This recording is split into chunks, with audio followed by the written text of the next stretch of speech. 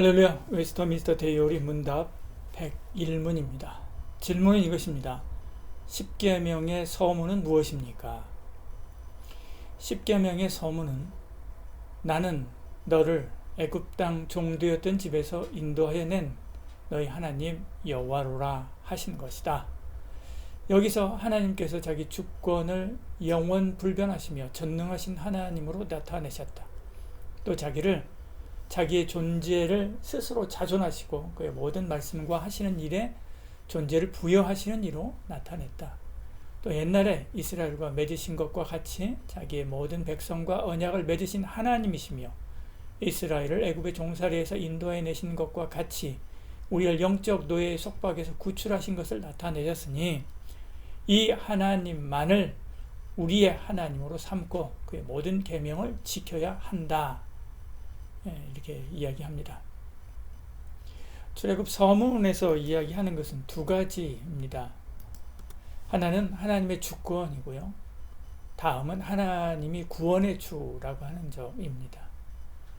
이것은 왜 우리가 십계명에 순종해야 하는지 그 이유를 알려주는 것이죠. 순종의 근거를 말합니다.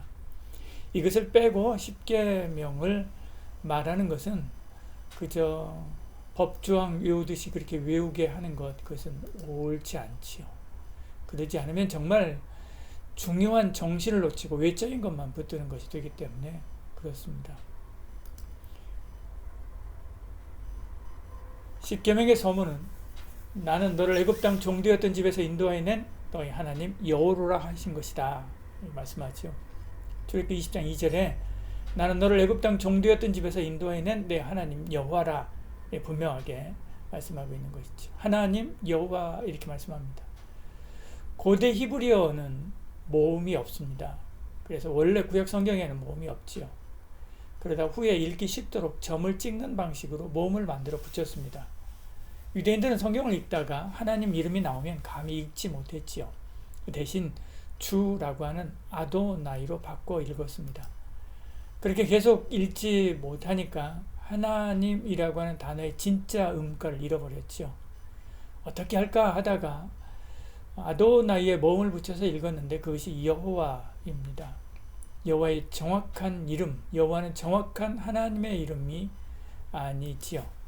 그러나 중요한 것은 이렇게까지 된 그 의미가 중요합니다. 이스라엘 백성이 하나님을 이렇게 경외하는 것처럼 우리도 진실한 마음으로 하나님을 경외해야 하지요. 답변에서 이렇게 이야기합니다. 여기서 하나님께서 자기 주권을 영원 불변하시며 전능하신 하나님으로 나타내셨다. 이렇게 이야기하죠. 주권의 하나님이시지요. 시간의 제한이 없어서 영원 불변하시고요. 능력의 제한이 없어서 전능하십니다. 무엇이든지 그 원과 뜻대로 하실 수 있는 분이 우리 하나님이지요. 다른 신은 없습니다. 하나님만이 참 신이고 유일하신 분이지요. 이사야서 44장 6절에요. 이스라엘 왕인 여호와 이스라엘 구원자인 만군의 여호와가 이같이 말하노라. 나는 처음이요 나는 마지막이라 나 외에는 신이 없느니라. 이렇게 말씀하죠. 누구도 하나님께 영향을 주거나 이의를 제기할 수 없죠. 그저 주신 말씀에 아멘으로 순종하고 따를 뿐입니다. 답변 계속 이어서 이렇게 이야기합니다. 또 자기 존재를 스스로 자존하시고 하나님은 당신이 스스로 존재하신 분이라고 정체를 밝혔습니다. 출애굽기 3장 14절에요. 하나님 모세에게 이르시되 나는 스스로 있는 자니라. 또 이르시되 너희는 이스라엘 자손에게 이같이 이르기를 스스로 있는 자가 나를 너희에게 보내셨다 하라. 이렇게 말씀하죠. 마치 무한동력 발전기가 이론적으로 존재할 수 없듯이요. 무한동력 생명도 없습니다. 연력학의 법칙 때문에 그런 거죠. 이처럼 모든 생명도 스스로 존재하지 못합니다. 에너지원을 외부로부터 공급받아야 되는 거죠. 생명의 근원이 없기 때문에 그렇습니다. 근데 하나님은 다르지요. 하나님은 무한 동력 생명입니다. 스스로 존재하시고 스스로 에너지를 내고 스스로 증폭하기도 하며 스스로 에너지를 회수할 수도 있지요. 하나님은 모든 생명의 근원이고 모든 에너지의 근원이십니다. 우주 모든 만물과 생물은 그 하나님께로부터 힘을 받아 기동하며 사는 거지요. 그러므로 하나님께 순종해야 하는 것은 당연합니다. 그 계명을 지키며 사는 것도 당연한 것이지요.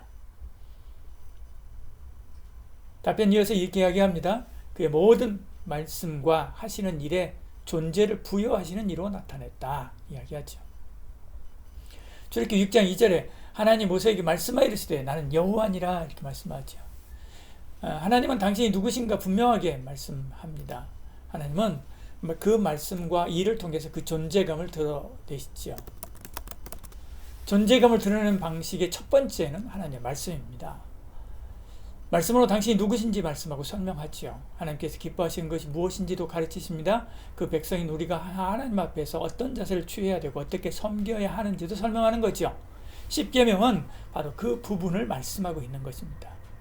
또 하나 하나님의 존재감을 우리가 알 수 있는 것은 그 일하심입니다. 마치 자취방에 어머니가 오셨다 가면 깨끗해지고 냉장고는 채워져 있고 방 안 공기가 따뜻해집니다. 어머니가 바쁘셔서 잠깐 왔다가 가셔서 얼굴을 보지 못해도 깨끗해진 방을 보면서 어머니가 오셨다 간 것을 알고 전화하듯이요. 하나님께서 일하심을 통해서 우리는 하나님이 계시다. 그 하나님이 날 사랑한다 라고 하는 것을 알 수 있는 거죠. 만물은 하나님의 손길 덕분에 돌아가는 것이지요. 모든 생명도 하나님의 손길 덕분에 사는 것입니다. 사도행전 17장 28절 이렇게 말씀하죠.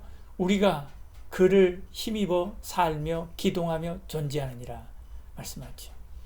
하물며 하나님의 자녀인 우리는 어떻겠습니까? 하나님 없이는 한순간도 살 수 없지요. 그래서 우리는 매 순간 먹든지 마시든지 하나님을 경외하고 찬양하고 영광 돌려야 되는 것이지요. 답변 이어서 이렇게 이야기합니다. 또 옛날에 이스라엘과 맺으신 것과 같이 자기의 모든 백성과 언약을 맺으신 하나님이시며 이렇게 이야기하죠. 하나님은 아브라함과 그 자손에게 너희를 지키는 하나님이 되겠다라고 약속했습니다. 사도행전 창세기 17장 7절 이렇게 말씀하죠. 내가 내 언약을 너와 내 및 내 대대 후손 사이에 세워서 영원한 언약을 삼고 너와 내 후손의 하나님이 되리라 이렇게 말씀하지 않습니까? 이 약속은 아브라함의 후손인 이스라엘 백성에게 대대로 이어졌습니다. 유대인들은 생각하기를 자기들이 아브라함의 자손이기 때문에 항상 이 약속 안에 들어있다고 생각했지요. 갈라디 3장 16절은 이렇게 말씀합니다. 이 약속들은 아브라함과 그 자손에게 말씀하신 것인데 여럿을 가르쳐 그 자손이라 하지 아니하고 오직 한 사람을 가르쳐 내 자손이라 하셨으니 곧 그리스도라 이렇게 말씀합니다.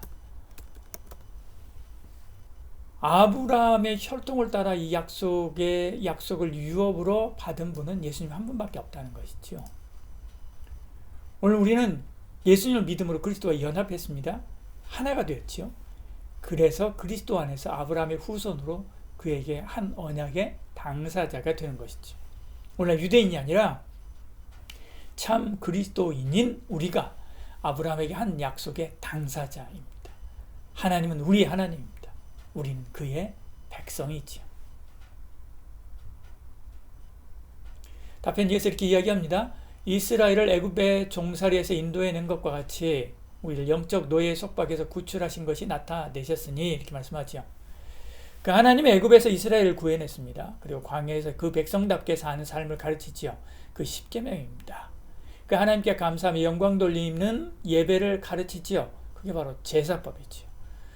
보십시오. 구원이 먼저입니다. 그 율법을 따라 사는 것은 구원받은 백성답게 살도록 우리를 구원하신 하나님께 감사하는 마음으로 하는 것입니다. 율법을 지켜서 구원받은 것이 아니라 구원하심에 감사하여 그 뜻대로 사는 것이죠. 예배와 경배와 찬양도 마찬가지입니다. 구원하심에 감사하여 예배와 찬양과 경배를 올려드리는 것입니다. 우리의 예배를 보시고 구원하신 것이 아니라는 거지요. 십계명은 구원의 수단이 아닙니다. 마땅히 감사하는 자가 가져야 될 삶의 태도이죠. 우리도 죄와 사망에서 건진받았습니다. 누가복음 17장 74절 75절 이렇게 말씀하죠. 누가복음 1장 74절 75절이요. 우리가 원수의 손에서 건지심을 받고 정신토록 주님 앞에서 성결과 의로 두려움 없이 섬기게 하리라 하셨도다 이렇게 말씀하죠. 감사함으로 주의 뜻을 따라 살아야 됩니다. 그의 나라와 의를 위해서 살아야 되는 거죠. 먹든지 마시든지 하나님의 영광을 위해 살아야 되는 것입니다. 이것이 은혜로운 신앙인의 삶이지요. 답변 이어서 이렇게 이야기합니다. 이 하나님 말을 우리 하나님으로 삼고 그의 모든 계명을 지켜야 한다. 우리를 구원하신 하나님은 여럿이 아닙니다. 하나님 한 분밖에 없지요. 베드로전서 1장 15절 이렇게 말씀합니다. 오직 너희를 부르신 거룩한 이처럼 너희도 모든 행실에 거룩한 자가 되라. 더럽기가 한량없는 우리를 불러 거룩한 백성 삼아 주셨습니다. 이제 다시 그 더러운 곳으로 갈 것이 아니지요. 개가 그 토하였던 곳에서 뒹굴듯이 그렇게 해서는 안 됩니다. 거룩과 성결로 옷 입고 주를 위해서 살아야 되는 거지요. 주님이 기뻐하는 삶을 살아야 됩니다.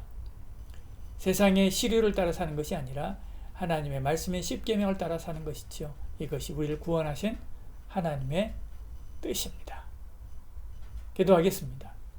주여, 내가 주인 되었을 때, 내가 주를 십자가에 못 박을 때 주님은 나를 위해 십자가 지고 거룩한 피를 흘려 살렸습니다. 성결한 삶을 살라고, 하나님의 자녀로 살라고 온갖 모욕과 수치를 참으셨습니다.